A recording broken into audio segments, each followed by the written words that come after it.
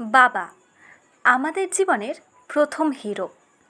সবথেকে ভরসার জায়গাটা হলো বাবা, যার নিজের খুব একটা চাওয়া পাওয়া থাকে না, কিন্তু আমাদের জন্য সর্বত্র করে চলেছেন।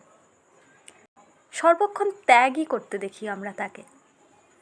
আজকের কেকটা ছিল তার জন্মদিনের একটি উপহার। হ্যাঁ, যে কেকটা নিয়েছিল সে তার বাবার জন্য নিয়েছিল। হ্যালো সবাইকে, আশা করি তোমরা সবাই ভালো আছো। তাহলে শুরু করা যাক আজকের কাজটা। আজকেরটা ছিল একটা চকলেট কেক, আর যেমনটা বললাম যে নিয়েছিল কাস্টমার, সে তার বাবার জন্য নিয়েছিল। বাবাদের জন্য এরকম স্পেশাল কিছু করতে একটু বেশিই ভালো লাগে, তাই না? কারণ মনে হয় যে মানুষটা নিজের জন্য না ভেবে সবসময় সংসারের জন্য পুরোটা দিয়ে দিচ্ছে, তাকে একটু স্পেশাল ফিল করানো অনেকটা আনন্দ লাগে। আমাদেরও যখন আমার কাছেও আসে বাবা মা এরকম কারোর জন্য, তখন আমারও কাজটা করতে খুব ভালো লাগে। আমিও হয়তো অজান্তেই একটু বেশি এফর্ট দিয়ে কাজটা করি। তো দেখতেই পাচ্ছ, এটা একটা চকলেট কেক ছিল, কোনো ডিজাইনের ডিমান্ড ছিল না, যেমন ইচ্ছে করে দিতে বলেছিল। তো আমিও খুব সিম্পল রেখেছি, কারণ কি করব বাবার জন্য আমি কিছু বুঝতে পারছিলাম না। খুব সিম্পল রেখেছি, টেস্টটা ম্যাটার করে তাদের কাছে। তো ভালো করে আমি দেখো ক্রাম কোটিংটা করে নিয়েছি। এরপরে ফ্রিজে কিছুক্ষণ সেট করে দেখতে হয় ফাইনাল কোটিংয়ের পর। তারপরে আমি ফাইনাল আইসিংটা করব। এখানে দেখো আমি দুটো পার্টে ভাগ করে নিয়েছি।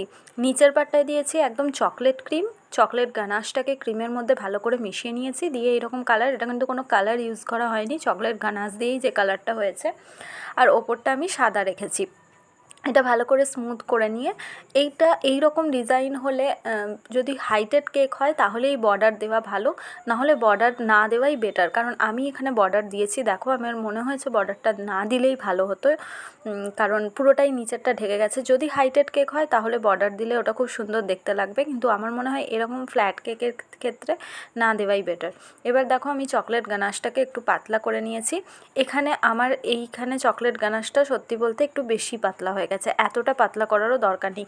আসলে পাতলা হয়নি, আমি গরম গরমই ওর মধ্যে ঢেলে দিয়েছি। আর একটু যদি আমি ফ্রিজে সেট করে নিতাম তাহলে হয়তো একটু থিক হয়ে যেত। তো যাই হোক, ম্যানেজেবল। এবার দেখো আমি স্টার নজল দিয়েই একটা বর্ডার দিয়ে নিয়েছি, যদিও এটার কোনো দরকার নেই। যদি এই ডিজাইন করো ফ্ল্যাট কেকের মধ্যে, ছোট কেকের মধ্যে, তাহলে এই বর্ডারটার দরকার নেই। এবার আমি দুটো নজল নিয়েছি, দুটোই স্টার নজল।